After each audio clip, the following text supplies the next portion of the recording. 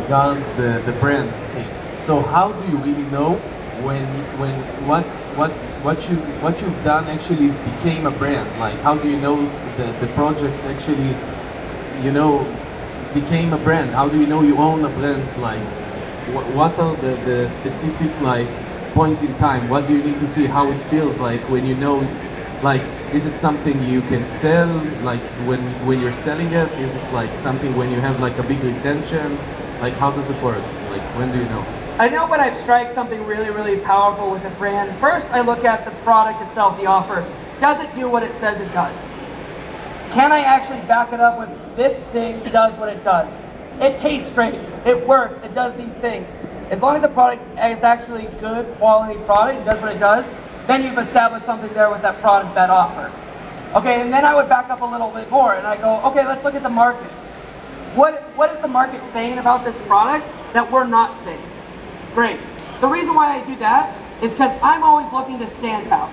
I'm always looking at every single brand. I never like to piggyback off something else. I'm always looking to go even bigger, zig when everyone's zagging, and so on. That's how I back up there. And then I also look at, this is really important, how you communicate the language. So I look at what kind of voice do we want to establish?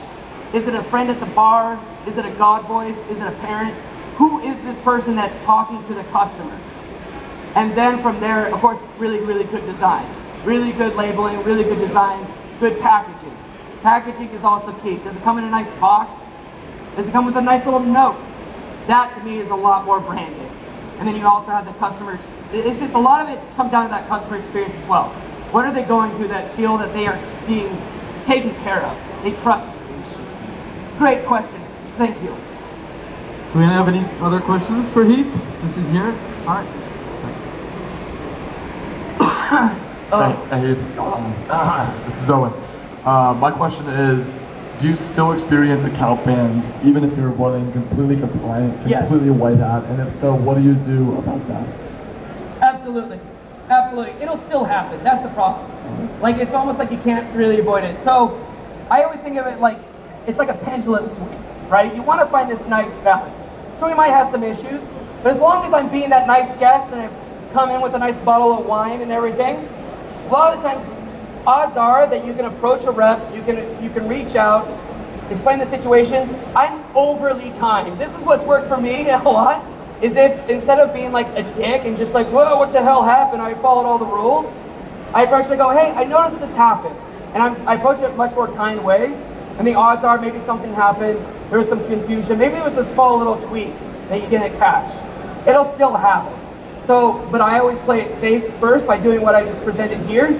By playing it safe up front, having that credible, having a really good offer, it's a clean page, it looks nice, credible, and so on.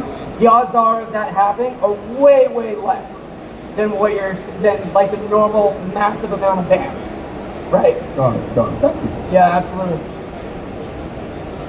Hey man, great speech. Quick question: how would you approach somebody like Dr. Gundry or somebody in the medical field? How would you approach them, and what kind of offer would you propose? Rev share? Like, how does it work? That's a secret sauce. That's one of the hardest things. It's one of the hardest things. So you do a retainer as long as their image is being shown every month. You do a retainer and then a percentage on the sales. That's usually how it goes. Like some sort of retainer and then a percentage on the sales. And then how you would approach them, a lot of times it's within your network. So for example, I know with like Gundry, it was within the Craig Clemens network with Golden Hippo. So like Craig Clemens knew Gundry, and so they were in that network. So look at your network. Look at the connection. So family members, I'm looking at, what I've done before is like, you find one person, a nutritionist and so on, someone who has a product, odds are that they're connected to someone else that has another connection. And a lot of the times I just start asking people. So for example, I have a client and we're helping him with like a keto offer, okay?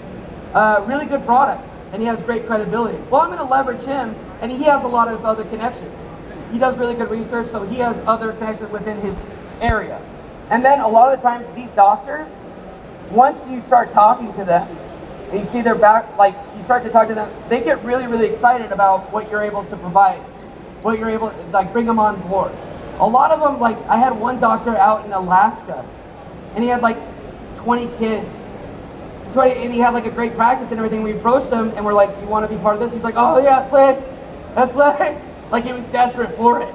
He wanted something that would give him more revenue to support his 20 kids, and so on. So a lot of the times you get doctors that want to be on board, especially if they can be behind of a product.